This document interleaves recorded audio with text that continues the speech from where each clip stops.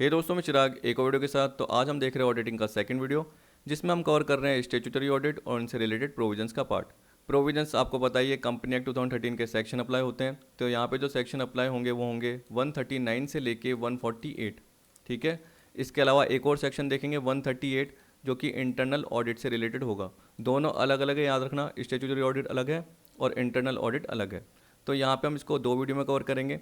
पिछली वीडियो में मैंने आपको बेसिक ऑफ ऑडिटिंग का पार्ट बताया था, उसमें लास्ट में मैंने आपको बताया था कि ऑडिट और इन्वेस्टिगेशन का पार्ट रह गया था। तो इसको हम या तो आज की वीडियो के एंड में या अगली वीडियो के एंड में कवर कर लेंगे। ठीक।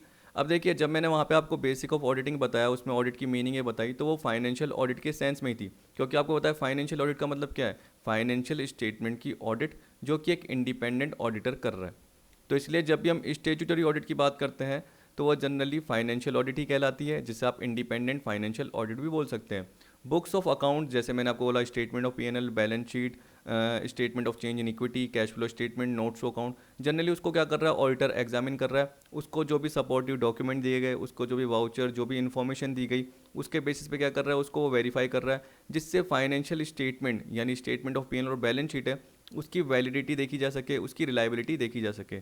उसी के बेसिस पर एक्सटर्नल यूजर, शेयर होल्डर हो गए, बैंक हो गए, फाइनेंशियल इंस्टीट्यूशन हो गए, तब जाके डिसीजन ले पाएंगे और अपना मनी इन्वेस्ट कर पाएंगे। बैंक तभी आपको लोन दे पाएगा, शेयर होल्डर तभी क्या करेगा, शेयर्स खरीद पाएगा, सप्लायर तभी आपको गुड्स प्रोवाइड कर पाएगा। तो जनरली यहाँ पे यही दे रखा है, एक बार आप पढ़ के देखना, सिंपल पार्ट है। यहाँ पे यही बोल रखा है कि जो भी कंट्रोल होता है कंपनी का, वो किसके पास होता है, मैनेजमेंट के पास। मैनेजमेंट क्या बनाता है, बैलेंस शीट, पीएनएल जनरली ये क्रिएट करता है, मतलब फाइनेंशियल स्टेटमेंट क्रिएट करता है। अब उसकी रिलायबिलिटी अगर ओनर को देखनी है, ओनर मतलब शेयर होल्डर को, तो वो एश्योरेंस चाहता है। तो इसके लिए जनरली क्या है, जो भी कंपनी है वो क्या कराएगी, अपनी ऑडिट कराएगी अकाउंट्स की, किसके through, independent auditor. Independent auditor या एक्सपर्ट क्या होता है जनरली स्टेचुटरी ऑडिट के केस में, चार्टेड अकाउंटेंट, जिसके पास क्या होना चाहिए, सर्टिफिकेट ऑफ प्रैक्टिस होना चाहिए। देखिए याद रखना, दो टाइप के चार्टेड अकाउंटेंट हो सकते हैं। एक तो जनरली जो जॉब कर रहा है, इसका मतलब उसकी खुद की फर्म नहीं है, या उसकी हम बोल सकते हैं कि वो इंडिविजुअल फर्म नहीं है, पार्टनरशिप फर्म नहीं है। और एक जनरली क्या होता है, सर्टिफिकेट ऑफ प्रैक्टिस की बात करते हैं, तो इसका मतलब क्या है, चार्टेड अकाउंटेंट जिसकी खुद की इंडिविजुअल फर्म है या पार्टनरशिप फर्म है। तो याद रखना, यहाँ पे जो ऑडिटर अपॉइंट होता है वो एक फर्म के सेंस में हो सकता है, इंडिविजुअल फॉर्म में हो सकता है, उसके बाद सर्टिफिकेट ऑफ प्रैक्टिस होना चाहिए। ये नहीं कि वो पर्टिकुलर किसी जॉब में या सर्विसेज में हो, ऐसा नहीं होना चाहिए। तो आगे मैं आपको बताऊंगा जब मैं उसकी एलिजिबिलिटी, क्वालिफिकेशन और डिसक्वालिफिकेशन का पार्ट बताऊंगा। तो एक बार ये पर्टिकुलर पैराग्राफ देख लेना, सिंपल सा है, टिपिकल नहीं है, क्योंकि पिछली वीडियो में बता चुका हूँ, मेरे को टाइम वेस्ट नहीं करना। बस याद रखना कि स्टेचुटरी ऑडिट क्या होती है, ये सारी कंपनीज पर अप्लाई होती है, फाइनेंशियल ऑडिट ही कहलाती है, आपको पता है।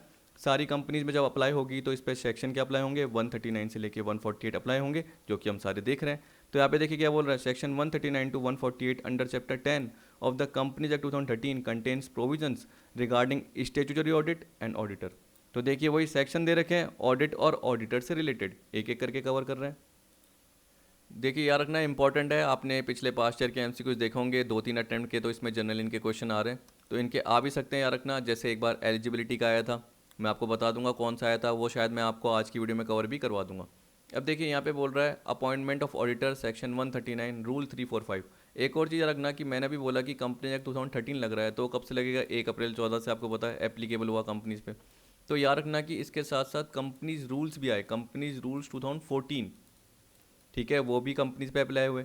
तो जो एक्ट में कुछ नहीं दे रखे पार्ट्स, तो वो रूल्स में दे रखे होते हैं, तो रूल्स में भी क्या होते हैं, एक तरीके से जो भी प्रोविजंस होते हैं वो कंपनीज पे अप्लाई होते हैं। तो यहाँ पे जनरली साथ में दे रखा है ना, रूल 345, तो इनसे रिलेटेड प्रोविजन नीचे कवर कर रखे हैं। अब देखिए कौन सा किससे लिंक है वो आपको ज़्यादा देखने की जरूरत नहीं है, इसलिए मैंने ये नहीं बता रखा कि रूल 3 इसका है, रूल 4 इसका है, या सेक्शन 139 का सबसेक्शन 1 जनरली क्या कहता है, ऐसे मैंने नहीं लिखा, मैंने नॉर्मल सेक्शन के नाम लिख लिए। अब देखिए मैं एक एक करके बता देता हूँ। याद रखना कि जो ये सेक्शन 139, इसके साथ आगे सबसेक्शन 1 भी आप जोड़ सकते हो। तो सेक्शन 139 सबसेक्शन 1 के जो प्रोविजंस है वो सारी कंपनीज पे अप्लाई है। सारी कंपनी का मतलब क्या हो गया, चाहे वो लिस्टेड पब्लिक हो, चाहे अनलिस्टेड हो, चाहे वो प्राइवेट कंपनी हो, चाहे उसकी पेड अप कैपिटल हो नहीं हो, बोरोइंग हो या नहीं हो, उससे आपको कोई फ़र्क नहीं पड़ रहा, सारी कंपनीज पे अप्लाई हो रहा है। तो इसका मतलब क्या है, उन्हें ऑडिटर अपॉइंट करना ज़रूरी है। इसका मतलब जो भी मैंने सीए बोला, जिसके पास सर्टिफिकेट ऑफ प्रैक्टिस होना चाहिए, उसको अपॉइंट करना जरूरी है, चाहे इंडिविजुअल हो चाहे फॉर्म के फॉर्म में ऑडिटर। इंडिविजुअल मतलब क्या हो गया, जैसे मैं एक सीए बना तो मुझे मेंबरशिप नंबर मिल गया, जो कि सबको मिलता है। जब भी आपने क्या करा, सीए एग्जाम पास किया, उसके बाद आपको मेंबरशिप नंबर मिल गया। लेकिन देखिए जरूरी थोड़ी आपको सर्टिफिकेट ऑफ प्रैक्टिस मिले। आप या तो क्या कर सकते हो, खुद का ऑफिस खोल सकते हो, तो आपको पता है कि आप ऑडिट ये कर सकते हो क्योंकि आपको सर्टिफिकेट ऑफ प्रैक्टिस मिला हुआ है। या आप क्या कर सकते हो, सर्विस कर सकते हो किसी इंडस्ट्री में, कंपनी में, बड़ी बड़ी कंपनीज आप देखते हो बहुत जगह जॉब लगती है, तो वहाँ पे आप जॉब कर सकते हो। जॉब करोगे तो आप ऑडिट नहीं कर सकते हो, याद रखना, किसी भी कंपनी की। लेकिन अगर आपने ऑफिस खोल रखा है, आपके पास सर्टिफिकेट ऑफ प्रैक्टिस है, तो आप ऑडिट कर सकते हो। जनरली ये पार्ट आपको पता है, ये बता दिया। अब देखिए पहली लाइन पढ़ोगे, ये सेक्शन 139 सबसेक्शन 1 से रिलेटेड ये क्या बोल रहा है, every company shall at first annual general meeting appoint an individual or firm as an auditor who shall hold office from the conclusion of that meeting till the conclusion of its sixth annual general meeting and thereafter till the conclusion of every sixth meeting। इसका मतलब क्या है, देखिए ये तो मैंने आपको बताया कि हर कंपनी को इंडिविजुअल या फॉर्म के फॉर्म में ऑडिटर अपॉइंट करना है। अब कब, पहली एनुअल जनरल मीटिंग। अब वो जो ऑफिस होल्ड करेगा कब तक करेगा, जो सिक्स एनुअल जनरल मीटिंग है ना, उसके कंक्लूजन तक होल्ड करेगा। इसका मतलब 5 साल तक। आप बोलोगे 5 साल तक कैसे, तो देखिए एक लाइन खींचिए, सिंपल सा पार्ट है, उसमें बोलिए कि पहली मीटिंग हुई, ठीक है, दूसरी हुई, तीसरी हुई, चौथी हुई, पांचवी हुई और छठी हुई। अब आपको मैंने बोला कि अगर मैंने आपको पहली मीटिंग के एंड में अपॉइंट किया, यानी पहली मीटिंग हुई, उस वक्त क्या हुआ, जो भी आपको मैंने अपॉइंट कर दिया ऑडिटर के फॉर्म में, तो आप पहले क्या करोगे, जब अगली मीटिंग होगी तब तक आपके कितने साल होंगे, 1 ही साल तो होगा। फिर उसके बाद देखो, जैसे ही आपको पता है कि तीसरी मीटिंग होगी तो आपके 2 साल ही हुए अपॉइंट किए हुए, क्योंकि मैंने पहली मीटिंग के एंड में आपको अपॉइंट किया और अगली मीटिंग तक आपको 1 साल ही हुआ। फिर तीसरी मीटिंग तक आपको 2 साल हुए। इस तरीके से देखिए, ये तीसरा साल, ये चौथा साल और ये 5 साल। तो इसका मतलब जनरली जो ऑडिटर का टर्म रहता है वो क्या रहता है, 5 साल तक का रहता है। पर याद रखना, इंडिविजुअल के केस में 5 साल रहता है और जो फर्म है उसके केस में क्या होता है, 2 टर्म रहते हैं, 5-5 साल के 2 टर्म, मतलब 10 साल हो गए। ठीक है, जो कि जनरली हम किस में पढ़ेंगे, रोटेशन ऑफ ऑडिटर वाले पार्ट में देखेंगे। अब देखिए इसमें क्या बोल रहा है कि जैसे ही ये six annual general meeting end हो गई, वहाँ तक ये ऑडिटर रहा। उसके बाद thereafter till the conclusion of every six meeting, उसके बाद इसी टाइप से और भी 6 मीटिंग होगी, यानी और भी मीटिंग होती रहेगी। तो क्या होगा, ऑडिटर बार बार अपॉइंट होता रहेगा। लेकिन जब भी हम रोटेशन की बात करते हैं तो रोटेशन में कूलिंग पीरियड आता है। कूलिंग पीरियड का मतलब क्या हुआ कि जैसे ही 5 साल ऑडिटर अपॉइंट हो गया, या जब मैं फर्म के केस में आपको बोलूँगा कि वो 10 साल तक अपॉइंट हुआ, तो अगले 5 साल तक वही फर्म या ऑडिटर वापस से अपॉइंट नहीं होगा। उसे बोलते हैं कूलिंग पीरियड, क्या बोलते हैं, या जिसे हम क्या बोलते हैं, रोटेशन ऑफ ऑडिटर।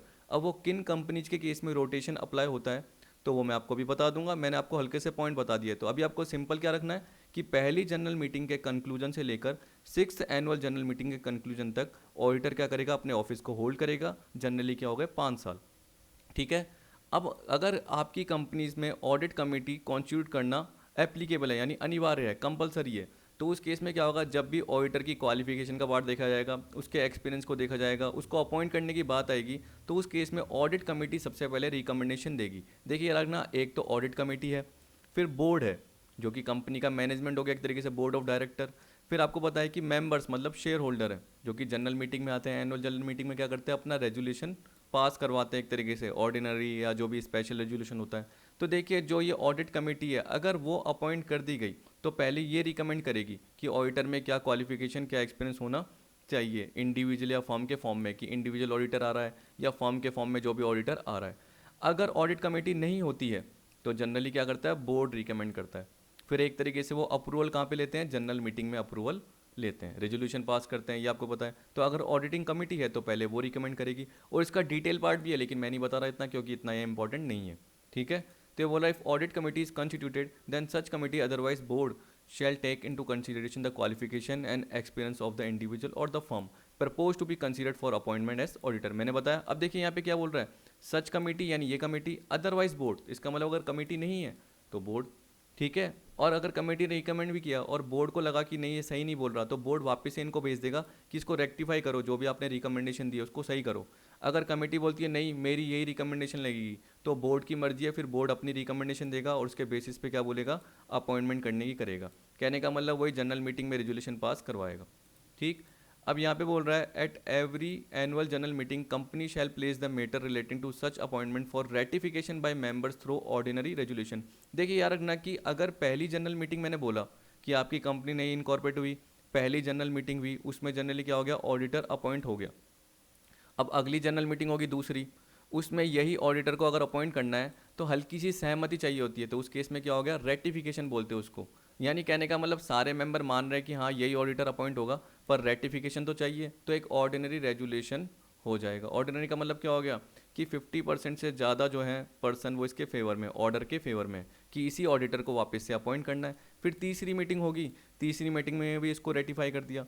अगर आप बोलोगे सर ये रेटिफाई नहीं हुआ, कहने का मतलब ऑर्डिनरी रेजोल्यूशन पास ही नहीं हुआ और इसको अपॉइंट ही नहीं किया, तो उस केस में क्या होगा? तो बोर्ड ऑफ डायरेक्टर क्या करेंगे, एक नया इंडिविजुअल या फर्म के फॉर्म में ऑडिटर अपॉइंट कर लेंगे, सीधी सी बात है, क्योंकि इसका रेटिफिकेशन हुआ ही नहीं और इसको हटा दिया गया। तो ये नहीं है कि देखो ये 5 साल तक अपनी सीट पे बैठा ही रहेगा, ऐसा नहीं ऑडिटर, कि आपको पता है कि हर साल रेटिफाई होगा और रेटिफिकेशन नहीं हो पाया, कहने का मतलब मेंबर सहमत नहीं हो पाए, 50% से ज़्यादा वोटिंग फेवर में नहीं आई, तो उस केस में बोर्ड ऑफ डायरेक्टर किसी और को अपॉइंट कर लेगा। ये पार्ट आ गया। अब देखिए इसी तरीके से जब ऑडिटर को अपॉइंट किया तो उसकी रिटर्न कंसेंट ली जाएगी, and the certificate that the appointment shall be made in accordance with the prescribed condition B obtain from auditor. अब इसके भी प्रोविजन ज़्यादा है लेकिन आपको पढ़ने की जरूरत नहीं है, ठीक है। अब certificate shall also indicate whether the auditor satisfy the criteria provided in section 141। अब देखिए सेक्शन 141 किससे रिलेटेड है? अब 139 के बाद 140 आएगा, लेकिन मैं आपको पहले यही बता दूंगा, ये सेक्शन 141 ऑडिटर की एलिजिबिलिटी की बात कर रहा है कि वो सीए चार्टर्ड अकाउंटेंट एक्ट 1949 के अकॉर्डिंग होना चाहिए, या एक फर्म होनी चाहिए उसमें एलएलपी भी इंक्लूड है, जिसमें ज़्यादातर क्या होने चाहिए, चार्टर्ड अकाउंटेंट होने चाहिए, ये एलिजिबिलिटी आ गया। फिर क्वालिफिकेशन का पार्ट और डिसक्वालिफिकेशन का पार्ट जनरली इसमें आ जाएगा। तो ये बोल रहा है कि जब भी सर्टिफिकेट होगा उसमें ये इंडिकेट होना चाहिए कि ऑडिटर ने सेक्शन 141 के अकॉर्डिंग क्राइटेरिया सेटिस्फाई किया है नहीं किया, ठीक है। सीधी सी बात है, सेटिस्फाई किया होगा तभी तो सर्टिफिकेट में दे रखा होगा, अगर नहीं किया होता तो सीधी सी बात है वो ऑडिटर अपॉइंट होगा ही नहीं। फिर ये बोल रहा है company shall inform the auditor of his or its appointment and also file a notice of such appointment with the registrar within 15 days of meeting in form ADT1। देखो ADT क्या एक एब्रीविएशन है audit की, audit को short में क्या बोल दिया ADT, तो फॉर्म क्या बोल दिया ADT1। तो इसमें क्या कर रहा है कंपनी, क्या बोल रही है कंपनी, ऑडिटर को इन्फॉर्म कर रही है कि आपको अपॉइंट कर दिया गया है और साथ में एक नोटिस फाइल कर रही है रजिस्ट्रार के पास कंपनी, ठीक है, with in 15 days of meeting.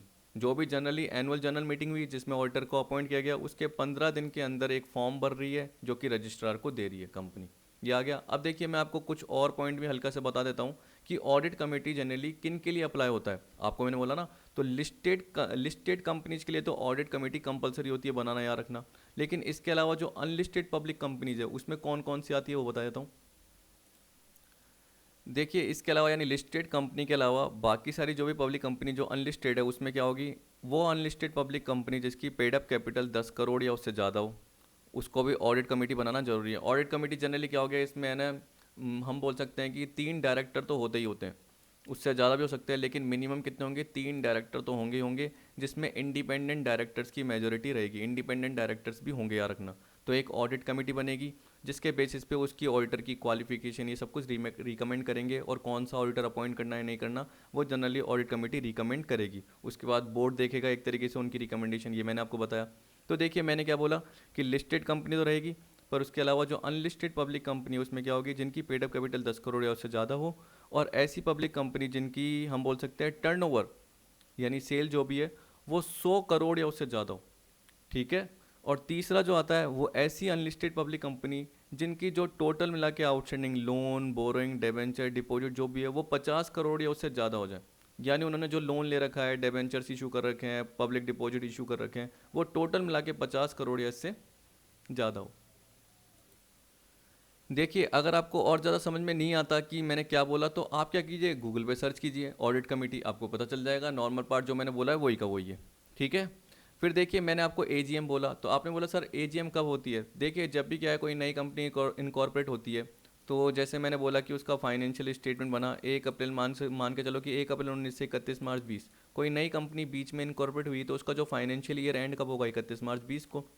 तो 9 महीने मिलते हैं उसको जनरल मीटिंग करने के लिए, कि 9 महीने के अंदर उसको क्या करनी है, जनरल मीटिंग कर देनी है। तो हम बोल सकते हैं 31 दिसंबर 20 तक में उसको पहली एनुअल जनरल मीटिंग कर देनी चाहिए।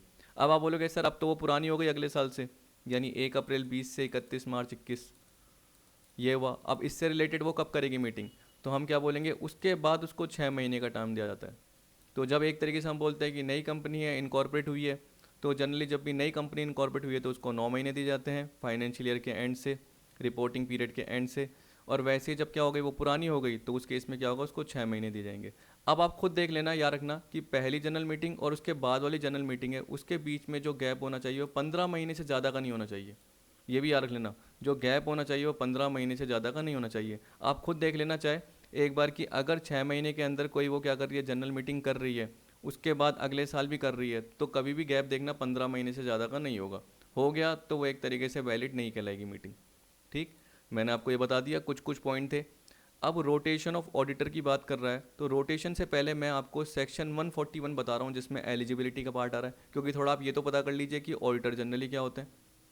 ठीक, तो हम क्या करते हैं ये बाद में देखेंगे, जो मैंने कवर कर रखा है ये पूरा आपके लिए प्रॉपर कवर कर रखा है जिससे आपको आइडिया हो जाए। कहाँ गया, एक मिनट। देखिए ये रहा eligibility, qualification and disqualification of auditor section 141, और रूल क्या है कंपनी रूल्स के अकॉर्डिंग 10 ऐसे दे रखा है। अब देखिए यहाँ पे ये एलिजिबिलिटी का पार्ट है जनरली जो दे रखा है, ठीक है, और नॉट एलिजिबल मतलब डिसक्वालिफिकेशन का पार्ट है। तो ये एलिजिबिलिटी और क्वालिफिकेशन का पार्ट को कवर कर रहा है, और इसका मतलब नॉट एलिजिबल या डिसक्वालिफिकेशन के पार्ट को जो कवर कर रहा है कि अगर आप पर्टिकुलर सारे पार्ट देखोगे इसके थ्रू ऑडिटर डिसक्वालीफाई हो जाएगा, वो कंपनी में ऑडिटर के फॉर्म में अपॉइंट नहीं होगा। तो यहाँ पे एलिजिबिलिटी में क्या बोल रहा है, individual auditor shall be chartered accountant. अब मैंने आपको बताया कि जो चार्टेड अकाउंटेंट है वो प्रैक्टिसिंग होना चाहिए, याद रख लेना। चार्टेड अकाउंटेंट एक्ट 1949 के अकॉर्डिंग जो चार्टेड अकाउंटेंट बना हुआ है आपको ये पता रहना चाहिए, और उसके बाद सर्टिफिकेट ऑफ प्रैक्टिस होना चाहिए। एक तो ये चीज़ बोल दी। दूसरा बोल रहा है अगर ऑडिट फॉर्म है, इंडिविजुअल ऑडिटर तो आपने बोल दिया कि इंडिविजुअल कोई पर्सन है, उसने खुद की क्या कर दी, ऑफिस खोल दिया जनरली, और वो क्या कर रहा है एक तरीके से ऑडिट करने का काम कर रहा है। लेकिन ऑडिट फर्म का मतलब क्या, उसमें पार्टनर्स है। तो ये बोल रहा है audit firm having majority of partners practicing in India, ये भी याद रख लेना, इंडिया में प्रैक्टिस करने वाले होने चाहिए। मेजोरिटी ऑफ पार्टनर्स का मतलब क्या हो गया, जैसे 10 है उसमें से 6 पार्टनर, 7 पार्टनर, 8 पार्टनर, यानी ज़्यादा होने चाहिए। वो जनरली क्या होने चाहिए, इंडिया में प्रैक्टिस करने वाले होने चाहिए।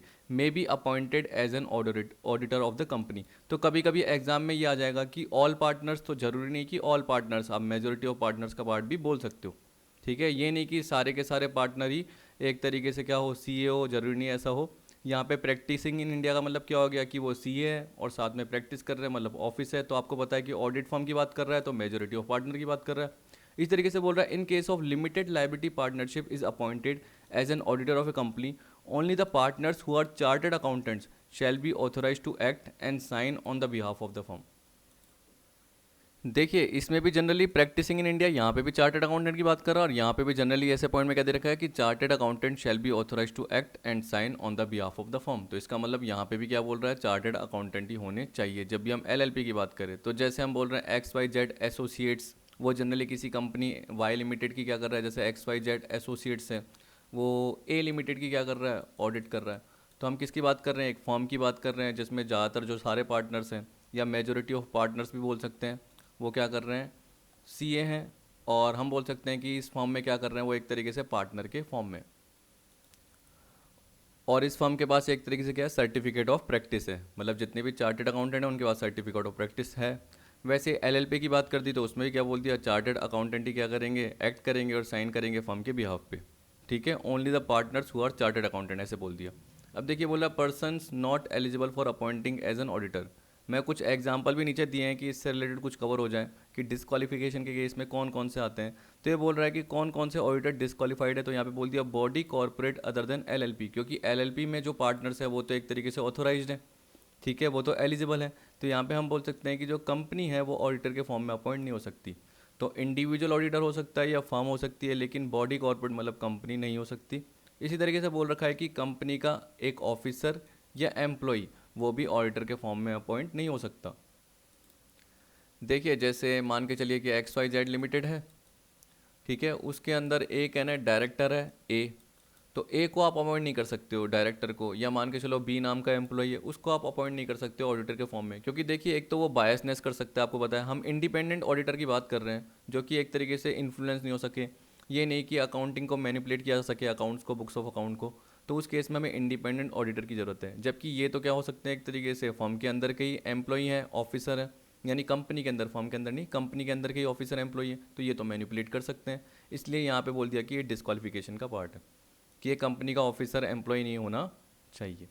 देखिए जैसे मैंने बोला कि चलो सीए तो है, लेकिन वो किसके फॉर्म में काम कर रहा है, एम्प्लॉय के फॉर्म में काम कर रहा है कंपनी के, तो ये थोड़ी होगा कि वो ऑडिटर हो जाएगा, वो गलत हो जाएगा, सीधी सी बात है। वैसे ही मैंने बोला कि अगर एक सीए है, डायरेक्टर है किसी कंपनी का, तो उस कंपनी की ऑडिट नहीं कर सकता, इस तरीके से नॉर्मल नॉर्मल देखिए, सिंपल सिंपल पार्ट है। लेकिन जब भी आप करिए किसी भी पार्ट को देखते हो, जब भी क्या करते हो आप टैक्स के प्रोविज़न देखते हो या आप है ना लॉ से रिलेटेड प्रोविज़न देखते हो, तो आप उसको ब्रेक कीजिए 2 से 3 पार्ट में, तब जाके आपको समझ में आ जाएंगे।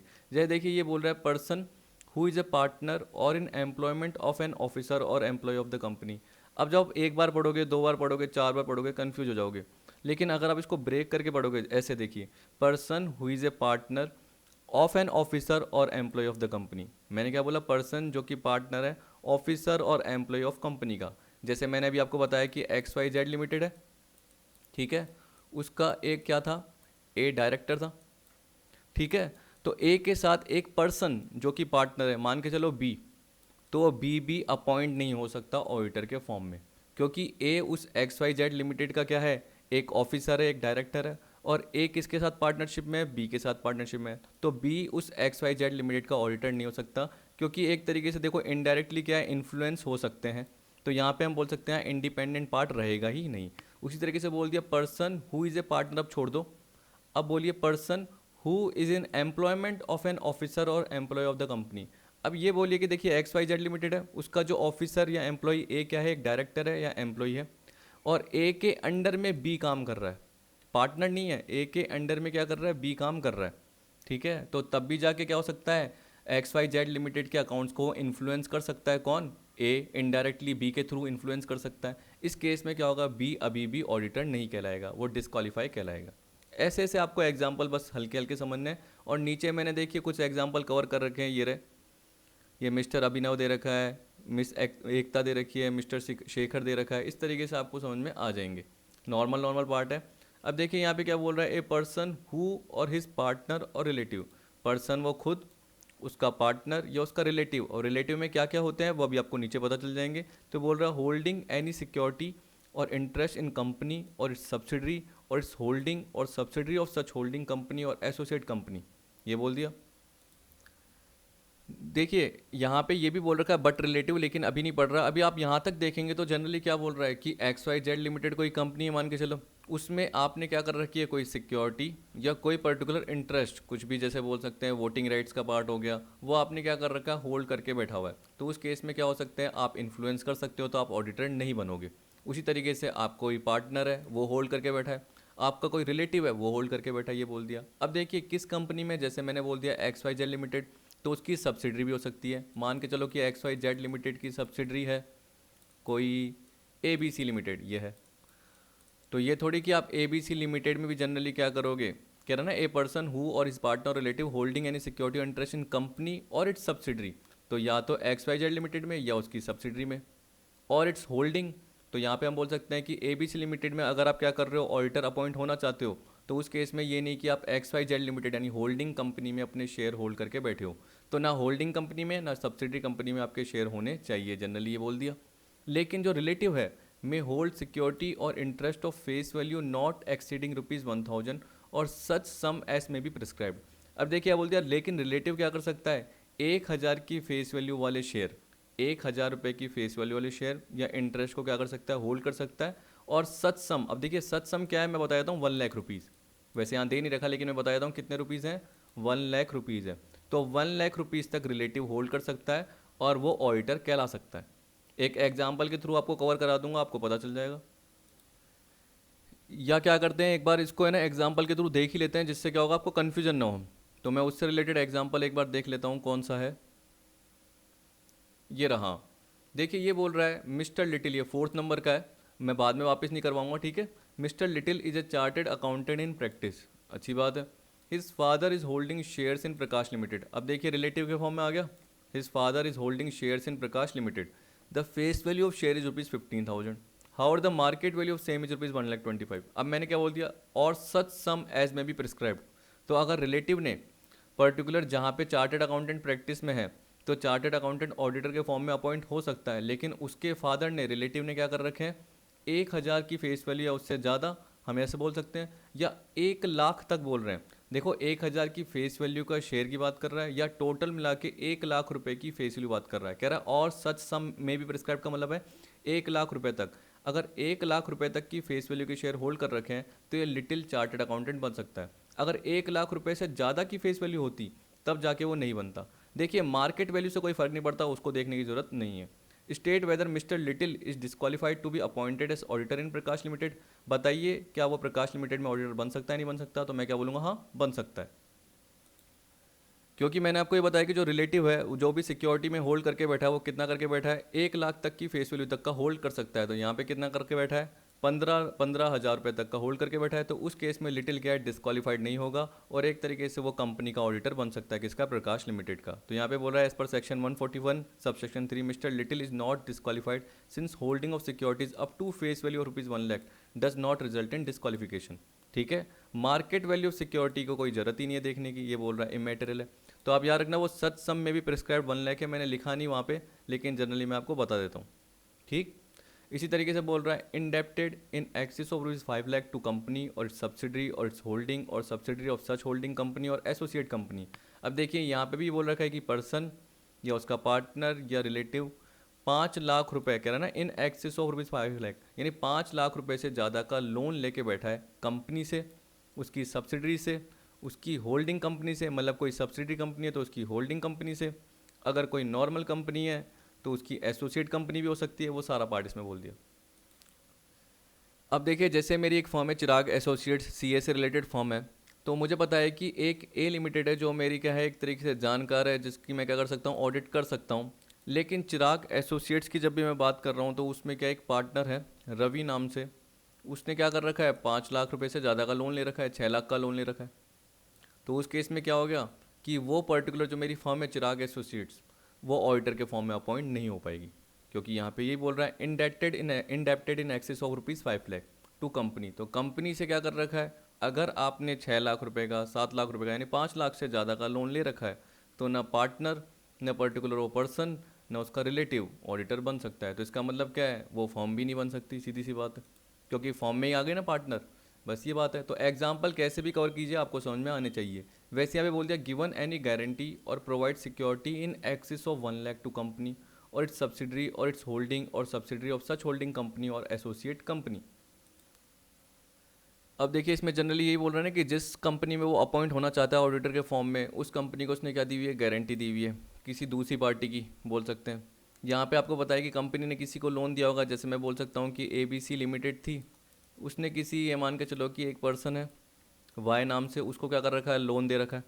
लेकिन जो लोन दे रखा है वो किसकी गारंटी पे दे रखा है, कोई एक फर्म है जो सीए फर्म है, जो कि इसमें ऑडिट करना चाहती थी, लेकिन अब वो नहीं कर पाएगी, क्योंकि यहाँ पे क्या पार्ट आ गया, डिस्क्वालिफिकेशन का आ गया। और गारंटी जो होनी चाहिए वो क्या होनी चाहिए, 1 लाख से ज़्यादा की होनी चाहिए, जो भी सिक्योरिटी प्रोवाइड की गई वो 1 लाख से ज़्यादा की होनी चाहिए, तब जाके डिस्क्वालिफिकेशन का पार्ट आता है। अगर 1 लाख तक का पार्ट है, 1 लाख से कम का है, तो डिस्क्वालिफिकेशन नहीं आता।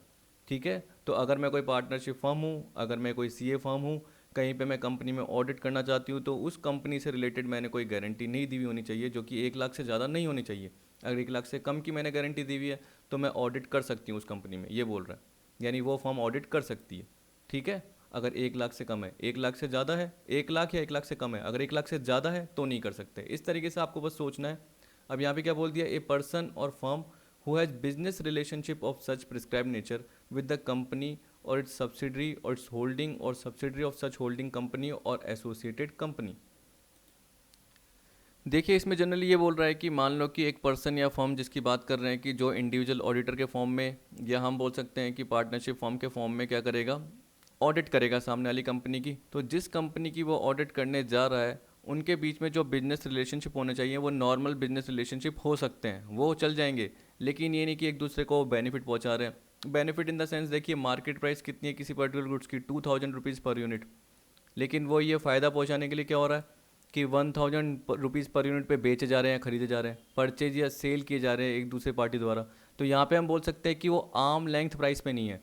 तो इसका मतलब जहाँ पे ऐसे बिजनेस रिलेशनशिप हो रहे हैं जहाँ पे पार्टीज एक दूसरे को फ़ायदा पहुँचाने की कर रही है, तो उस केस में वो पर्सन या फर्म इंडिविजुअल या फर्म के फॉर्म में ऑडिटर अपॉइंट नहीं हो सकती, चाहे वो किस कंपनी की बात कर रहे हैं, उस सब्सिडरी की बात कर रहे हैं, उसकी होल्डिंग कंपनी की बात कर रहे हैं, या होल्डिंग कंपनी की सब्सिडरी कंपनी की बात कर रहे हैं, या एसोसिएट कंपनी की बात कर रहे हैं। तो यहाँ पे हम बोल सकते हैं, देखिए मैं आपको बता रहा हूँ कि जो भी बिजनेस रिलेशनशिप है वो नॉर्मल पॉइंट ऑफ व्यू से देखिए, कि अगर नॉर्मल बिजनेस ट्रांजेक्शन है तो अच्छी बात है। नॉर्मल का मतलब क्या हुआ, मार्केट प्राइस पे गुड्स खरीदे बेचे जाते हैं तो अच्छी बात है।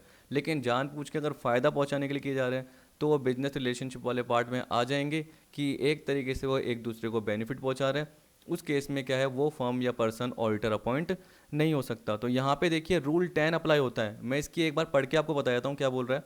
Business relationship shall be construed as any transaction entered into for commercial purpose. कोई भी ट्रांजेक्शन जो कमर्शियल पर्पज के लिए एंटर किया गया है, एक्सेप्ट, एक्सेप्ट का मतलब क्या हो गया कि ये ट्रांजेक्शन आप कर सकते हो, ये चल जाएंगे। एक्सेप्ट का मतलब क्या हो गया कि जो मैं आपको बताऊंगा अभी 2 ट्रांजेक्शन वो चल जाएंगे। एक्सेप्ट का मतलब ये बोल रहा है commercial transaction which are in the nature of professional service permitted to be rendered by an auditor और ऑडिट फर्म। जब भी एक ऑडिटर या ऑडिट फर्म को परमिट किया हुआ है कि आप प्रोफेशनल सर्विस सामने वाली कंपनी को दे सकते हो, तो वो प्रोफेशनल सर्विसेज अगर आप कंपनी को दे रहे हो, जैसे कोई अकाउंटिंग की सर्विस हो गई, तो तब आप ऑडिटर भी अपॉइंट हो सकते हो, क्योंकि आपको परमिट किया गया है कहाँ पे, चार्टेड अकाउंटेंट एक्ट 1949 में। तो उस केस में हम ये नहीं बोलेंगे कि ऐसा कोई बिजनेस रिलेशनशिप है जो बेनिफिट पहुंचा रहा है, तो बेनिफिट नहीं पहुंचा रहा, आप ऑडिटर अपॉइंट हो सकते हो।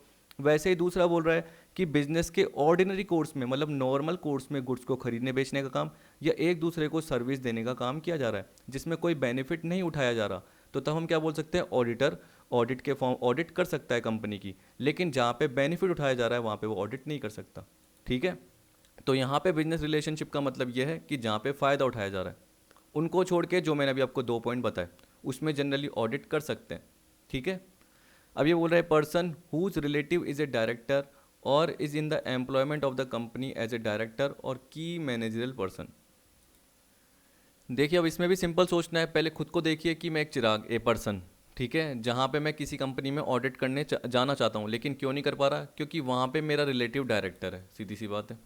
और is in the employment of the company, या वहाँ पे जो मेरा रिलेटिव है वो एम्प्लॉयमेंट है कंपनी में as a director or key managerial person, यानी डायरेक्टर के फॉर्म में एम्प्लॉय है यानी काम कर रहा है, या की मैनेजरल पर्सनल। की मैनेजरल पर्सनल मतलब क्या हो गया, इसमें जनरली देखिए मैनेजिंग डायरेक्टर आ जाते हैं, ठीक है, चीफ एग्जीक्यूटिव ऑफिसर आ जाते हैं, मैनेजर आ जाते हैं।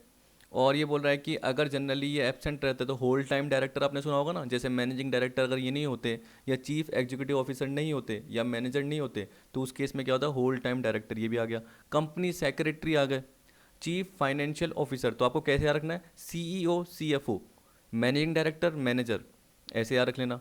कंपनी सेक्रेटरी याद रख लेना, जैसे सीए चार्टेड अकाउंटेंट जो कि ऑडिट कर रहा है, लेकिन यहाँ पे हम क्या बात कर रहे हैं कि जो चार्टेड अकाउंटेंट ऑडिट करना चाहता है उसके जो रिलेटिव है वो कंपनी में डायरेक्टर के फॉर्म में या की मैनेजरल पर्सनल के फॉर्म में। जैसे आप कुछ भी सोच लीजिए कि आपका कोई भी रिलेटिव कहाँ पे जॉब कर रहा है, किसी कंपनी में जॉब कर रहा है जहाँ पे आप ऑडिट करना चाहते हो, लेकिन वहाँ पे वो किसके फॉर्म में, होल टाइम डायरेक्टर है, कंपनी सेक्रेटरी है, सीईओ है, सीएफओ है, तो आप उस कंपनी की ऑडिट नहीं कर सकते हो ऐसे। फिर बोल दिया a person who is in full time employment elsewhere. अब देखिए कहीं पर आप जॉब कर रहे हो तो इसका मतलब क्या है, आपके पास सर्टिफिकेट ऑफ प्रैक्टिस नहीं है, आप क्या हो, सीए इन सर्विस हो, आप सीए इन प्रैक्टिस हो ही नहीं, आप जनरली क्या कर रहे हो, जॉब कर रहे हो। तो जब आप कहीं पे फुल टाइम एम्प्लॉयमेंट में हो तो इसका मतलब क्या है, आप कहीं पे किसी के साथ पार्टनरशिप में नहीं हो या आपकी खुद की कोई फर्म नहीं है। और a person or a partner holding appointment as auditor of more than 20 companies.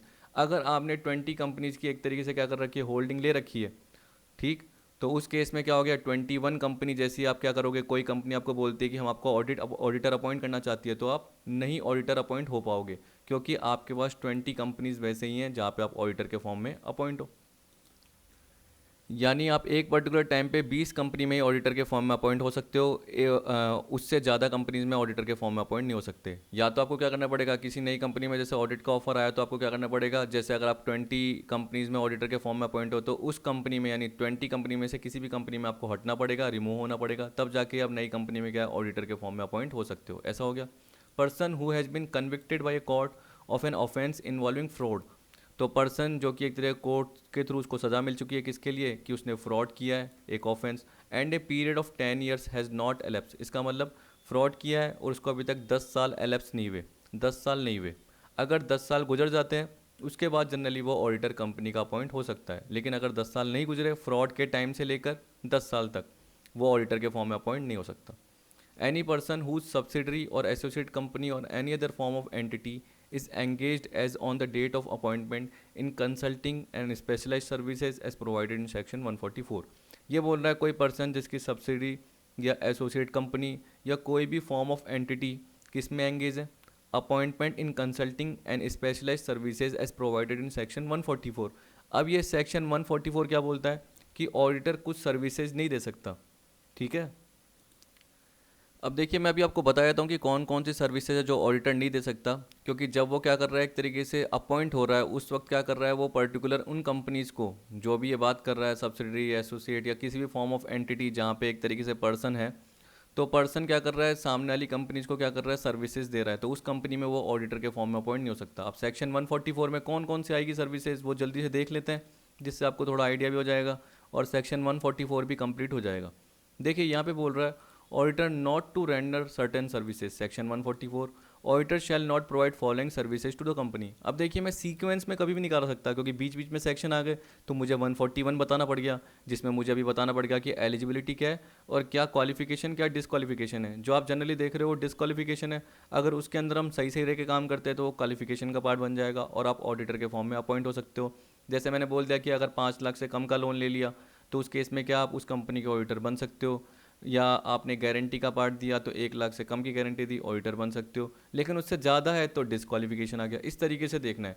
वैसे ही अगर ये बोल रहा है auditor shall not provide following services to company, अब अगर ये सर्विसेज प्रोवाइड करने वाला नहीं होना चाहिए, कहने का मतलब जब भी उसको अपॉइंट किया हुआ है तो पहले से ही वो कंपनी को ये वाली सर्विसेज प्रोवाइड नहीं कर रहा हो जब भी वो ऑडिट कर रहा है, क्योंकि एक तरीके से इन्फ्लुएंस कर सकते हैं। देखिए क्या होता है कि जब भी हम बोलते हैं कि पर्सन क्या है अपॉइंट हो रहा है ऑडिटर के फॉर्म में, वो इंडिपेंडेंट होना चाहिए ये सोच रहे हैं, तो जहाँ पे उसके पहले से ही ट्रांजेक्शन हो रहे हैं तो उस केस में हम क्या बोल सकते हैं इन्फ्लुएंस करने वाला हो सकता है कि यार वो पहले से क्या कर रहा है सालों साल 10-15 साल तक अकाउंटिंग और बुक कीपिंग सर्विस उसको दे रहा है और इसी कंपनी का ऑडिटर अपॉइंट हो गया, तो ये तो गलत हो गया।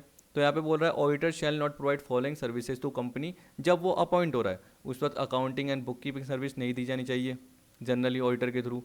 इंटरनल ऑडिट क्योंकि वो अलग से आएगा आपका part. Design and implementation of any financial information system, actuarial services बोल दिया, इन्वेस्टमेंट एडवाइजरी सर्विसेज बोल दिया, इन्वेस्टमेंट बैंकिंग सर्विसेज बोल दिया, rendering of outsource financial services ये हो गया, मैनेजमेंट सर्विसेज मैनेजमेंट कंसल्टेंसी ये पार्ट हो गया, any other kind of prescribe services ऐसा अभी तक कोई प्रिस्क्राइब नहीं किया गया है जनरली इसने बोला है। फिर देखिए 2 लाइन और बची है तो ये भी पढ़ लेते हैं साथ में, ताकि 144 तो पूरा ही खत्म हो जाएगा ना। तो बोल रहा है एन ऑडिटर और audit firm who has been performing non audit services on or before the commencement of the act shall comply before the closure of first financial year after the date of such commencement. देखिए मैंने आपको बोला था ना 1 अप्रैल 2014 से जैसे ही ये वाला रूल अप्लाई हो गए जितने भी प्रोविजंस आपने देखे थे, क्योंकि आपको पता है कि ऑडिटर से रिलेटेड है। तो उस वक्त क्या बोला गया था कि अगर ये प्रोविज़न जब से अप्लाई हुआ है तो उससे पहले अगर ऑडिटर या ऑडिट फर्म उनको क्या कर रही है सर्विसेज दे रही है जो भी है नॉन ऑडिट सर्विसेज है, जितना भी ये पार्ट है क्या नॉन ऑडिट सर्विसेज का है, तो उस केस में क्या करना पड़ेगा उनको, ये एक तरीके से इनसे हट जाना चाहिए। ये बोल रहा है जो भी सर्विसेज है अगर वो ऑडिटर के फॉर्म में अपॉइंट होना चाहते हैं तो ये सारी सर्विसेज प्रोवाइड करना छोड़ देना पड़ेगा। तो यहाँ पे ये बोल रहा है कि एन ऑडिटर और audit firm who has been performing non audit services on or before the commencement of the act, जो एक्ट लगा उससे पहले या उस दिन, shall comply before the closure of first financial year after the date of such commencement. तो जैसे ही पहला फाइनेंशियल ईयर एंड होगा, इसका मतलब मान के चलिए कि अगर 1 अप्रैल 2014 से अप्लाई हो रहा है तो 31 मार्च 2015 जैसे ही एंड होगा उस वक्त तक उनको कंप्लाई कर देना चाहिए। और ये नहीं कि उनकी वो क्या कर रहे हैं अकाउंटिंग का पार्ट कर रहे हैं और ऑडिटिंग भी खुद ही कर रहे हैं, ऐसा नहीं होना चाहिए। मैनेजमेंट कंसल्टेंसी प्रोवाइड कर रहे हैं और ऑडिटिंग भी कर रहे हैं, ऐसा नहीं होना चाहिए। उनको बैंकिंग सर्विसेज प्रोवाइड कर रहे हैं और ऑडिटिंग भी कर रहे हैं, ऐसा नहीं होना चाहिए। दोनों में से एक ही काम कर सकते हैं, या तो ऑडिटर के फॉर्म में अपॉइंट हो सकते हैं या ये सर्विसेज प्रोवाइड कर सकते हैं। समझ गए? इस तरीके से आपको ये पॉइंट दे रखे हैं। अभी क्या करेंगे हम इसके क्वेश्चन भी देख लेंगे जो मैं आपको बता रहा हूँ, जो आपको ये दिख रहे हैं। पर देखिए लास्ट लाइन बची हुई है तो ये भी पढ़ लेते हैं। क्या बोल रहा है कि if auditor has been disqualified after his appointment, तो देखिए अपॉइंट तो कर दिया, तब तक कोई डिस्क्वालिफिकेशन नहीं थी, तब तो क्वालिफाइड था बिल्कुल। फिर बोल रहा है कि उसके बाद ये कोई भी डिस्क्वालिफिकेशन अगर अराइज हो गई, he shall vacate his office as such auditor and such vacation shall be deem to be a casual vacancy in the office of the auditor. देखिए जब भी हम कैजुअल वैकेंसी की बात करते हैं तो वो कैसे होती है, या तो पर्सन ने क्या करा रेजिग्नेशन दे दिया, डेथ हो गई, ठीक, या डिस्क्वालीफाई हो गया, तो जनरली उस केस में कैजुअल वैकेंसी का पार्ट आ जाता है। तो यहाँ पे देखो ये डिस्क्वालीफाई हो गया तो कैजुअल वैकेंसी आएगी आएगी। अब हम बोल रहे हैं कि कोई पर्टिकुलर क्या हो गया, उसका टर्म खत्म हो गया 5 साल, उसके बाद वो रिटायर हो गया, तो वो जनरली थोड़ी हुआ कोई कैजुअल वैकेंसी। कैजुअल वैकेंसी का तो मतलब क्या आपको पता ही नहीं है, और सडनली क्या हो गया बीच में वो पर्सन क्या हो गया, उसकी डेथ हो गई, रेजिग्नेशन दे दिया उसने, डिस्क्वालीफाई हो गया किसी वजह से, तो आपको पता नहीं था, तब वो कैजुअल वैकेंसी का पार्ट बनेगा। और कैजुअल वैकेंसी का जब भी पार्ट होता है तो उस केस में कौन अपॉइंट करता है, बोर्ड अपॉइंट करता है। कौन करता है? बोर्ड। याद रख लेना, वो एक तो गवर्नमेंट कंपनी के केस में होता है और एक अदर देन गवर्नमेंट कंपनी के केस में होता है। लेकिन जनरली मैं क्या बता रहा हूँ, normal other than government company के केस में क्या करता है, बोर्ड अपॉइंट करता है। क्योंकि गवर्नमेंट कंपनी आ गई तो उसमें जनरली क्या होता है, CAG कैग का पार्ट आता है, controller audit and general of India, generally ये बोलते हैं ना। अभी आपका जो आगे आएगा वैसे भी आपको समझ में आ जाएगा कि CNAG कौन है, controller and auditor general of India. और कैजुअल वैकेंसी के केस में, फर्स्ट ऑडिटर के केस में, सब्सीक्वेंट ऑडिटर के केस में जनरली कैसे अपॉइंट होता है, गवर्नमेंट कंपनी के केस में और अदर देन गवर्नमेंट कंपनी के केस में। अभी आज की वीडियो में आपको पता चल जाएगा मेरे हिसाब से तो, क्योंकि मुझे ये टॉपिक भी कवर कराना है। अब देखिए यहाँ पे बोल रहा है कि रिलेटिव का मतलब क्या है, ये भी पढ़ लीजिए, क्योंकि ये आपके काम आ सकता है, कभी कभी इसका एग्जाम्पल भी बन सकता है। जो मैं अभी एग्जाम्पल कवर कराऊंगा उसके थ्रू आपको समझ में आ जाएगा। Relative with reference to any person means any one who is related to another. ये बोल दिया if they are member of a HUF, तो इसका मतलब आप जानते हो हिंदू अनडिवाइडेड फैमिली, उसका जो भी करता है। अब इनकम टैक्स में थोड़ा सा इसका पार्ट मैं आपको एक्सप्लेन करके बता दूंगा कि हिंदू अनडिवाइडेड फैमिली कौन होता है। लेकिन अभी तो जनरली आप नॉर्मल देख लीजिए कि हिंदू अनडिवाइडेड फैमिली में आपके दो आते हैं, यानी जनरली हम बोलते हैं दो स्कूल ऑफ लॉ होते हैं। एक तो क्या होता है, दयाबाग और एक मिताक्षरा। जनरली जो फॉलो होता है वो मिताक्षरा ज़्यादा होता है। दयाबाग जो भी है हम बोल सकते हैं वो कहाँ पे, बंगाल यहाँ पे पॉपुलर है, और बाकी जगह हम बोलेंगे मिताक्षरा हिंदू अनडिवाइडेड फैमिली का स्कूल ऑफ लॉ होता है। तो इसमें हम बोल सकते हैं कि जो बड़ा मेंबर होता है, मेल मेंबर होता है, वो करता होता है। उसके अंडर में फिर क्या होंगे, उसके बेटे, ये जनरली सब कुछ होंगे। वो आपको आगे इनकम टैक्स वाले पार्ट में पता चल जाएगा, इसलिए मैं डिटेल में नहीं बता रहा। सेकंड बोल रहा है they are husband and wife, तो ये बोल रहा है हस्बैंड है तो उसके बाद वाइफ, वाइफ है तो हस्बैंड, यानी स्पाउस हो गया एक तरीके से। Third, one person is related to other in such manner as may be prescribe.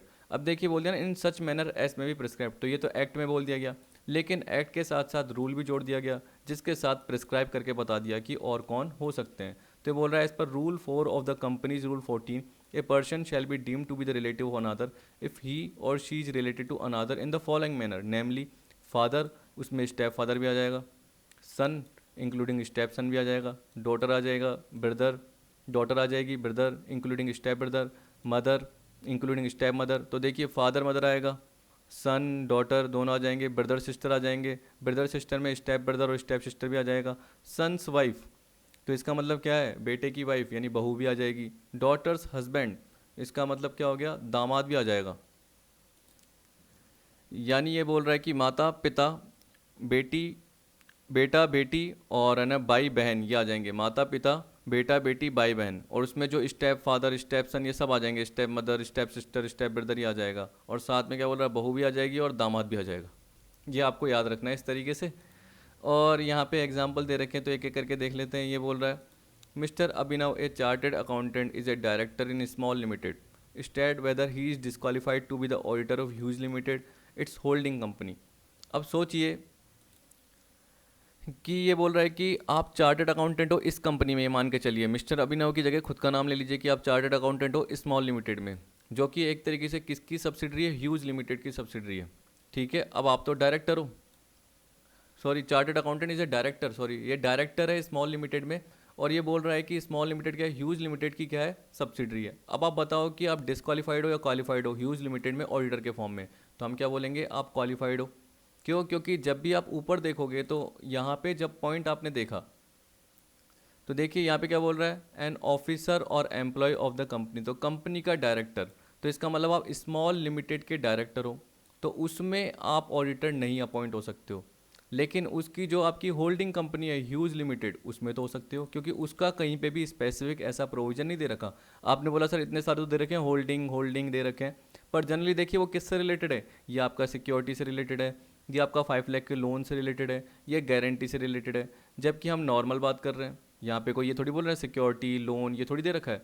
तो आपको पता है कि एक ऑफिसर या एम्प्लॉय जो कंपनी का यानी डायरेक्टर जो कंपनी का है, वो उस कंपनी में ऑडिटर नहीं हो सकता स्मॉल में, लेकिन दूसरी कंपनी में तो हो सकता है। आप बोलोगे सर ये वाला आ गया, तो यहाँ पे देख सकते हैं person who is a partner of an officer और एम्प्लॉय ऑफ द कंपनी।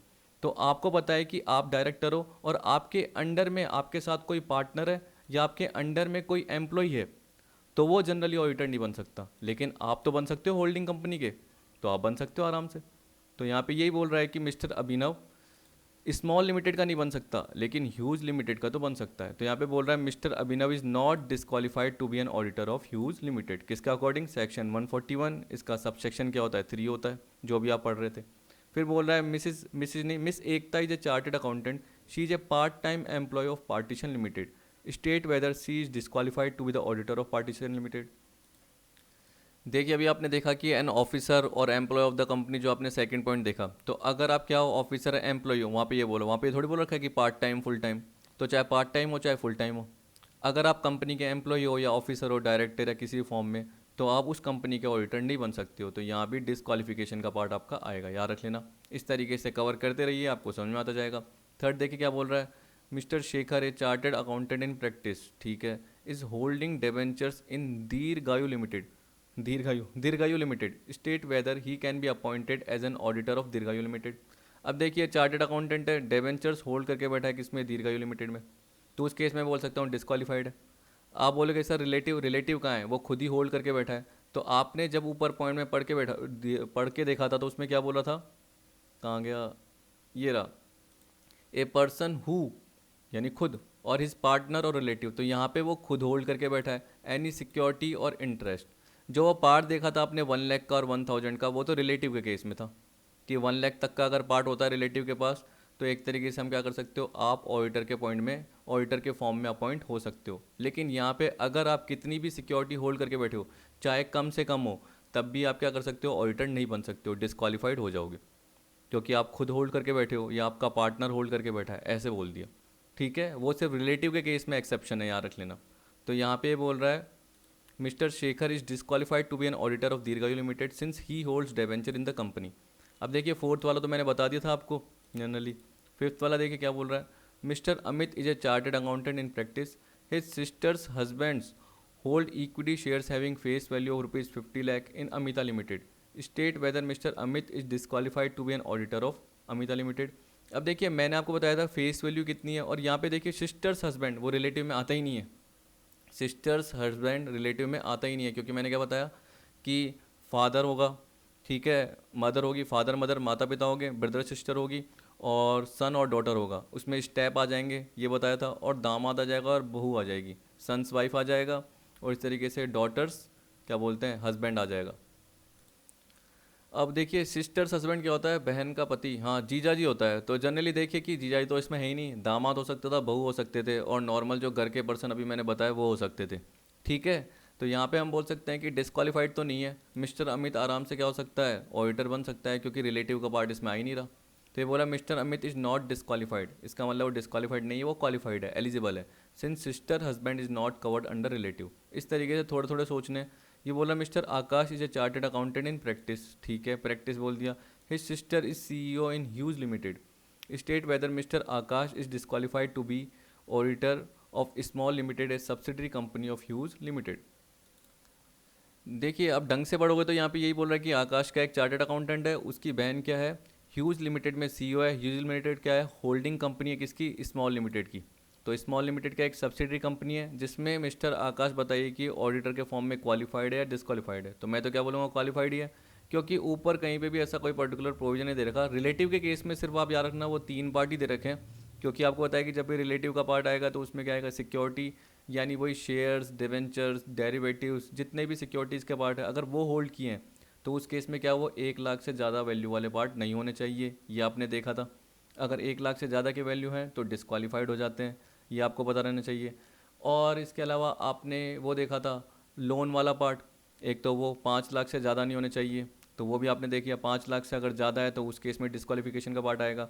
और एक आपने गारंटी का पार्ट देखा था जो 1 लाख से ज़्यादा है, तो वो आप 3 पार्ट कंसीडर कीजिए सिर्फ रिलेटिव में, ये थोड़ी देखेंगे। तो आपको पता है कि सिस्टर सी और ह्यूज़ में तो उससे कोई फ़र्क नहीं पड़ेगा, क्योंकि आप तो किस में अपॉइंट हो रहे हो, स्मॉल लिमिटेड में हो रहे हो। State whether Mr Aakash is disqualified to be the auditor of small limited a subsidiary company of huge limited, तो मिस्टर आकाश अपॉइंट हो सकता है, तो यहाँ पे हम क्या बोलेंगे, वो डिस्क्वालीफाइड नहीं है।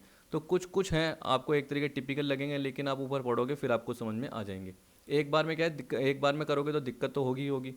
सेवंथ बोल रहा है mister Mahesh is a chartered accountant in practice providing management consultancy services to Sangharsh limited, state whether he is disqualified to be appointed as the auditor of Sangharsh limited. अब देखिए आपको पता है कि जो चार्टेड अकाउंटेंट है, मैंने आपको बोला, तो वो ऑडिटिंग की ही सर्विस देगा तो वो सही रहेगा, तब जाके वो ऑडिटर में अपॉइंट हो सकता है। अगर वो नॉन ऑडिट सर्विसेज देगा, जिसमें देखिए क्या आ गया, मैनेजमेंट कंसल्टेंसी सर्विस, मैंने अभी आपको सेक्शन 144 बताया था इससे पहले वाले पार्ट में, तो उसमें मैं बताया था कि ये नॉन ऑडिट सर्विसेज में आते हैं। तो उसको क्या करना है, जैसे ही ये प्रोविज़न अप्लाई हो जाता अगर 1 अप्रैल 2014 से, या भी मान के चलिए कि रिसेंट की बात कर रहा हूँ कि अगर वो क्या है किसी कंपनी में ऑडिटर के फॉर्म में अपॉइंट हो रहा है, उससे पहले क्या कर रहा है, ये सर्विसेज दे रहा है, तो उसको ये सर्विसेज छोड़नी पड़ेगी, तब जाके ही वो ऑडिटर अपॉइंट हो सकता है। लेकिन यहाँ पे क्या कर रहा है, वो प्रोवाइड कर रहा है, तो उस केस में वो डिस्क्वालीफाइड हो गया। Mister Mahesh is disqualified. इसका अगर आप बोलोगे कि सर कौन सा प्रोविज़न है ये वाला, मुझे समझ में नहीं आया, तो आप ये देख सकते हैं ये वाला प्रोविज़न है, ठीक है। और इससे रिलेटेड मैंने अभी आपको सेक्शन 144 का पार्ट बता दिया। तो तभी मैं बोल रहा हूँ कुछ कुछ टिपिकल है। देखिए लोग तो आपको इतना पॉइंट बताएंगे भी नहीं और ये एग्जांपल बताएंगे भी नहीं, फिर भी मैं आपको कवर करवा रहा हूँ ताकि आपको थोड़ी सी नॉलेज हो जाए। फिर बोल रहा है Mr Dravid is a chartered accountant in practice, ये भी ये बोल दिया। ही holds A derivative contract of Drona limited in his own name. अब देखिए आपको बताया कि यार रिलेटिव का पार्ट नहीं आ रहा, आप खुद ही लेके बैठे हो, तो यहाँ पे डेरिवेटिव दे दिया आपको कंफ्यूज करने के लिए कि ये सिक्योरिटी में आता है नहीं आता। लेकिन अगर आप सिक्योरिटी एक्ट के हिसाब से जाओगे, सिक्योरिटीज कॉन्ट्रैक्ट एक्ट है ना, उसके अकॉर्डिंग जाओगे, तो सिक्योरिटी में डेरिवेटिव को इंक्लूड किया जाता है।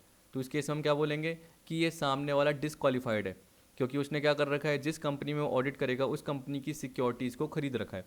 Mr Dravid is the disqualified to be appointed as an auditor of Drona limited as पर section 2 subsection 81 of the companies act 2013। The term securities mean the security as defined under the security contract act 1956। और उसमें क्या बोल दिया, securities में derivative को भी include किया जाएगा, जो शेयर्स डिवेंचर्स बॉन्ड्स ये तो आते ही हैं, और डेरिवेटिव भी इंक्लूड किया जाएगा। अब देखिए मेरा जो पार्ट बचा है वो रोटेशन इसका बचा हुआ है, तो मेरे को वो पॉइंट आपको बताने हैं। अब 10 मिनट में या 15 मिनट में वो ख़त्म हो जाएंगे, लेकिन और भी अपने पॉइंट बचे हुए हैं। जैसे ये वाला पॉइंट है जिसमें हम बोल सकते हैं कि अपॉइंटमेंट की बात कर रहे हैं सेक्शन के हिसाब से, तो फर्स्ट और सब्सिक्वेंट, क्योंकि अभी सेक्शन 139 पूरा नहीं हुआ, मुझे बीच में क्या 141 का पार्ट बताना पड़ गया क्योंकि जैसे ये आ गया। अब देखिए यहाँ पे ये रोटेशन ऑफ ऑडिटर की बात कर रहा है, तो मैंने आपको शुरू शुरू में बताया था कि पहली एनुअल जनरल मीटिंग के एंड से लेकर जो 6th एनुअल जनरल मीटिंग है, यानी अराउंड आपके क्या होते हैं 5 ईयर हो जाते हैं। लेकिन उसके बाद आप वापस से अपॉइंट हो सकते हो, जनरली बात कर रहा है। लेकिन जैसे ही रोटेशन का पार्ट आ गया तो उसमें कुछ कंपनीज के लिए, सर्टेन क्लासेस ऑफ कंपनीज के लिए रोक लगा दी कि आप वापस से जैसे क्या कर रहे हो 5 साल तक अपॉइंट हो रहे हो उस कंपनी में, वापस से आप अपॉइंट नहीं हो सकते, उसके लिए आपको कुछ गैप रखना पड़ेगा। तो वो जनरली गैप क्या कहलाता है, कूलिंग पीरियड कहलाता है। यानी आप 5 साल तक वापस से उस कंपनी में अपॉइंट नहीं हो सकते, उसे क्या बोलते हैं, कूलिंग पीरियड। और उसे जनरली हम क्या बोलते हैं, रोटेशन। अब देखिए रोटेशन क्यों आया, मैंने आपको बताया था एक सत्यम स्कैंडल हुआ था। तो देखिए क्या था, सत्यम स्कैंडल में क्या था कि जो ऑडिटिंग फर्म थी वो एक तरीके से उस कंपनी के साथ क्लोजनेस बहुत ज़्यादा बढ़ गई थी उसकी, और मैनिपुलेट हो गए थे अकाउंट्स बहुत ज़्यादा। जो सत्यम कंपनी का जो भी ओनर था उन्होंने क्या करा, जो भी सीए उनके साथ मिलकर अकाउंट्स को मैनिपुलेट कर दिया। तो आपको पता है कि वो क्योंकि काफ़ी सालों से वही कंपनी क्या कर रही थी, उसकी ऑडिट कर रही थी, तो वहाँ पे एक क्लोज रिलेशनशिप बन गया।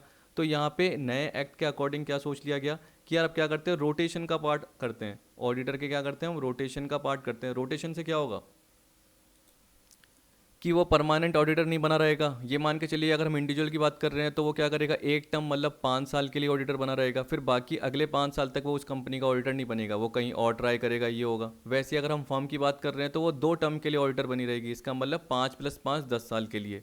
फिर आगे क्या करेगी, अगले 5 साल तक वो भी खाली रहेगी। खाली का मतलब किसी और कंपनी में क्या करेगी, ऑडिट करेगी, लेकिन उसी कंपनी में वापस से नहीं करेगी। तो जनरली वो रोटेशन का पार्ट आ गया, जिससे एक तरीके से इतनी ज़्यादा क्लोजनेस न बन सके। मैंने इसलिए बता दिया, थोड़ा सा आपको समझाना था। अब देखिए टेन्योर ऑफ ऑडिटर का पार्ट दे रखा है, तो यहाँ पे यही पर्टिकुलर पॉइंट दे रखे हैं, और ये क्लासेस ऑफ कंपनी दे रखी है कि रोटेशन का पार्ट किन कंपनीज के लिए अप्लाई होगा। ठीक, तो देखिए जब भी आप गूगल पे सर्च करेंगे रोटेशन ऑफ ऑडिटर, क्योंकि कई जने सर्च करते हैं इसके पढ़ने के बाद कि पर्टिकुलर प्रोविजन सही है नहीं है, तो मैं बताऊं ये लिखा हुआ आएगा सबसे पहले कि the concept of rotation of auditor is applicable to, तो सारी लिस्टेड कंपनीज के लिए। फिर क्या लिखा आएगा, all companies belonging to such class और classes of companies as may be prescribed. अब आपको बताया कि एस में भी प्रिस्क्राइब, तो किस में दे रखा होगा, रूल्स में।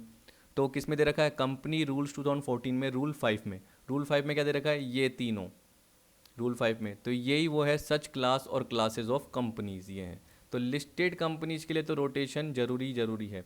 लेकिन अनलिस्टेड में क्या बोल दिया, देखिए unlisted public companies having paid up share capital of ₹10 crore और more, private limited companies having paid up share capital of ₹20 crore और मोर, तो उस केस में उन्हें रोटेशन करना जरूरी है। बाकी कहने का मतलब अगर प्राइवेट लिमिटेड कंपनी जिनका paid up share capital 20 crore या उससे 20 करोड़ और मोर बोल दिया ना, यानी 20 करोड़ से कम है, तो उस केस में ज़रूरी नहीं उनको रोटेशन करना हो, कूलिंग पीरियड की कोई ज़रूरत नहीं होती।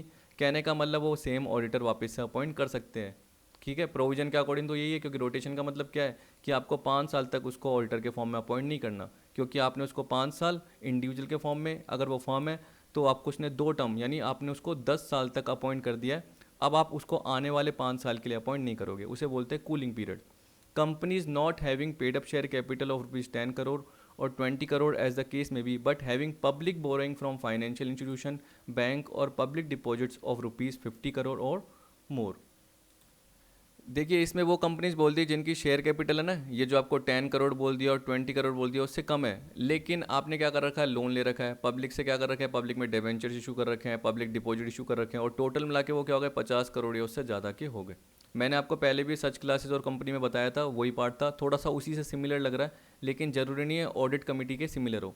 ऑडिट कमेटी में मैंने हल्का सा चेंज बताया था, यहाँ पे थोड़ा सा हल्का सा चेंज है, लेकिन देखिए काम नहीं आएगा ये वाला, तो आपको फिर भी काम आ सकता है रोटेशन ऑफ ऑडिटर का। यहाँ पे क्या बोल दिया, इंडिविजुअल जो भी ऑडिटर है maximum 1 term of 5 consecutive year. इसका मतलब क्या है कि वो मैक्सिमम एक टर्म के लिए अपॉइंट हो सकता है जो कि 5 साल की होती है, और जो ऑडिट फॉर्म है वो मैक्सिमम 2 टर्म के लिए अपॉइंट हो सकता है जो कि 5 कंजिक्यूटिव ईयर है। फिर उसको आगे आने वाले जो 5 साल होंगे उसके लिए रुकना पड़ेगा, वो उस कंपनी में सेम कंपनी में अपॉइंट नहीं हो सकता, जिसको क्या बोलते हैं cooling period. Cooling period for reappointment of auditor shall be 5 years.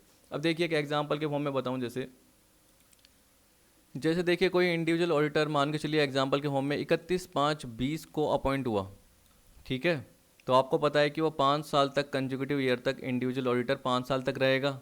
अगर वो बीच में रिमूव या नहीं कर दिया जाता है तो वो बात अलग है, लेकिन वैसे तो वो 5 साल तक रहेगा। तो आप देख सकते हैं, अब इसके बाद देखना 2021 मतलब 1 साल हो गया, तो 2021 21 22 22 23 23 24, और यानी 20 से मैंने बोला ना, तो 20 21 21 22 22 23 23 24 24 25, यानी 31 मई 25 तक जनरली वो क्या रहेगा,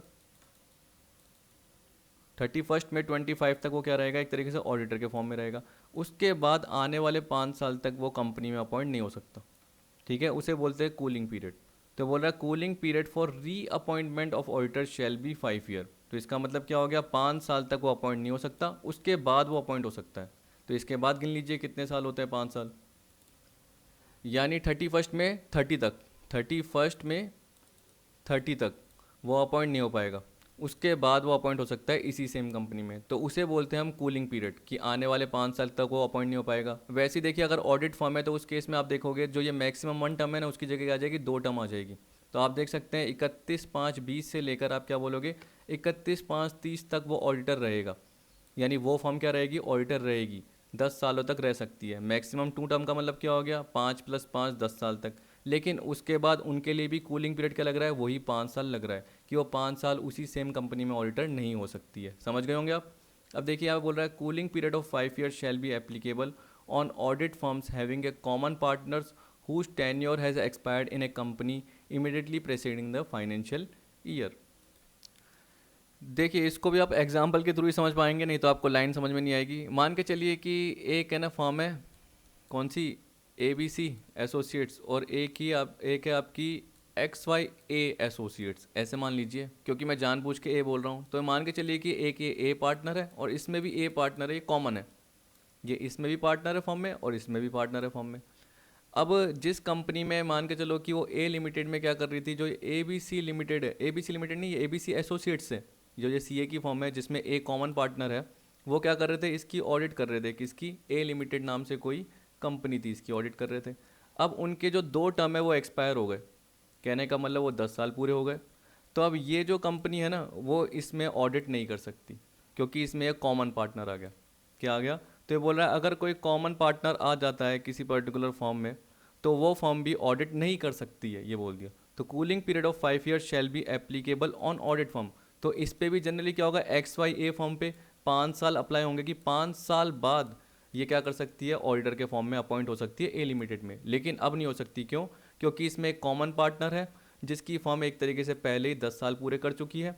अब ये जो फॉर्म है XYA आगे 5 साल तक ऑडिटर के फॉर्म में अपॉइंट नहीं हो पाएगी, क्योंकि कूलिंग पीरियड इस XYA फॉर्म पे भी लग गया। तो यहाँ पे यही दे रखा है, पढ़ के देख लीजिए, cooling period of 5 year shall be applicable on audit forms having a common partners whose tenure has expired in a company immediately preceding the financial year। कहने का मतलब उस कंपनी में ऑडिट कर चुकी है कोई एक पर्टिकुलर फर्म, और उस फर्म का जो पार्टनर है वो दूसरी फर्म में भी क्या है, कॉमन पार्टनर है। तो वो जो दूसरी फर्म है वो भी एक तरीके से क्या कर सकती है, 5 साल तक ऑडिट नहीं कर पाएगी, यानी ऑडिटर अपॉइंट नहीं हो पाएगी।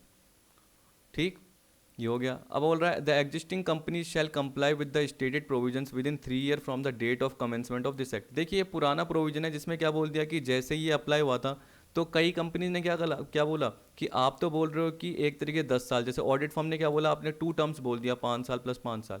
तो हमारे तो 9 साल हो चुके हैं जैसे ही प्रोविजन अप्लाई हुआ है, 1 अप्रैल 2014 से प्रोविजन अप्लाई हुआ है, तो हमारे तो 9 साल हो चुके हैं। तो उस केस में क्या हुआ, एक तरीके से 3 साल का उन्हें और चांस दे दिया गया। कहने का मतलब 3 साल और कंपनी के आप ऑडिट कर सकते हो। तो उस केस में क्या हो गया, 12 हो गए।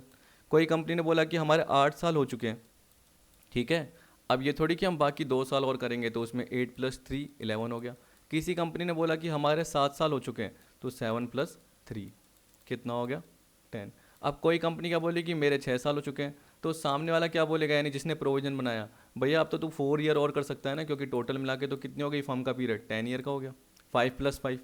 तो उसमें 3 थोड़ी देखेंगे। 3 जनरली कब देखेंगे, जब आप क्या कर चुके हो, एक तरीके से पूरे 10 साल मान के चलो कि एक तरीके से हो चुका है, लेकिन आपको टाइम ही नहीं दिया गया, क्योंकि आपको पता है कि ये नया प्रोविजन एप्लीकेबल हो गया। तो 10 + 3 13 ईयर।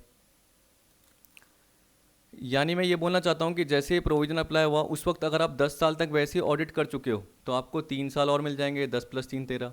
आप बोल रहे हो कि नहीं ये तो कंपनी सर हमारी पुरानी है, हम तो 15 साल तक वैसे ही ऑडिट कर चुके हैं, 15 साल हो चुके हैं, तो 15 + 3 जनरली कितने हो गए, 18 साल। यानी आपको 3 साल और दे दिए जाएंगे कि आप ऑडिट कर सकते हो। फिर उसके बाद तो आपको क्या करना पड़ेगा, वो रोटेशन का पार्ट तो करना ही पड़ेगा, कूलिंग पीरियड तो आपके ऊपर अप्लाई हो ही जाएगा। तो आप क्या करो, 15 साल तो हो गए आपको, लेकिन 3 साल और कर लो, फिर आप कोई और कंपनी ढूंढ लो। कितने साल के लिए, आने वाले 5 साल के लिए, क्योंकि उसके बाद क्या करोगे आप, 5 साल तक आपका कूलिंग पीरियड है, उसके बाद वापस से ही इसी कंपनी में आप ऑडिटर बन सकते हो, लेकिन आने वाले उसके 5 साल तक आप नहीं बन पाओगे। ठीक है, तो 3 साल का एक तरीके से आपको क्या दे दिया गया कि और टाइम दे दिया गया कि आप इसको इंक्लूड कर सकते हो और आप ऑडिट कर सकते हो। तो आप समझ गए, जैसे मैंने बोला कि अगर आपने क्या करा, 9 साल किसी कंपनी की ऑडिट की और आपको पता चला कि यार 1 अप्रैल 2014 से प्रोविजन अप्लाई हो गया, तो आप 3 साल। अब देखिए तो पुराना प्रोविजन हो गया ना, क्योंकि अभी क्या चल रहा है, 2020 चल रहा है, तो आपको इतना सोचने की जरूरत ही नहीं है। तो इतना दिमाग लगाने की जरूरत नहीं है, जो ऊपर पॉइंट बताया है वही आपको दिमाग लगाना है। अब देखिए बोला nothing contained in the section 139 subsection 1 shall prejudice the right of the company to remove an auditor or the right of the auditor to resign from such office of the company। देखिए इसका मतलब ये है कि अगर आपने ये section apply करे, रोटेशन ये पार्ट आपने देखा और आपको पता है कि वो 5 साल के लिए अप्लाई हो गया, या जो फॉर्म है वो 10 साल तक, तो ये थोड़ी कि वो 10 साल तक बैठी रहेगी, हमारी मर्जी हम बीच में हटा भी सकते हैं। तो वो बोल रहा कंपनी की मर्जी है, कंपनी क्या कर सकती है, उनको रिमूव भी कर सकती है ऑडिटर को या ऑडिट फॉर्म को, अगर उसको लग रहा है कि उसका काम सही नहीं है, अगर कंपनी को लग रहा है। वैसे ही उसी तरीके से फॉर्म को लग रहा है, ऑडिट फॉर्म को या इंडिविजुअल ऑडिटर को लग रहा है कि मुझे रिज़ाइन कर देना चाहिए कंपनी से, तो वो ज़रूरी नहीं कि पूरा पीरियड ख़त्म करने के बाद ही एक तरीके से रिटायर हो, ऐसा नहीं है, वो बीच में ही रिज़ाइन कर सकता है, अपना रेजिग्नेशन दे सकता है। यानी एक कैजुअल वैकेंसी बीच में ही अराइज हो जाएगी। ये हो गया। तो यहाँ पे हम बोल रहे हैं कि कंपनी रिमूव कर सकती है और इसी तरीके से जो ऑडिटर है वो भी रिज़ाइन कर सकता है, वो उसके ऊपर है, ये नहीं कि उनको पूरे टर्म को फॉलो करना पड़ेगा।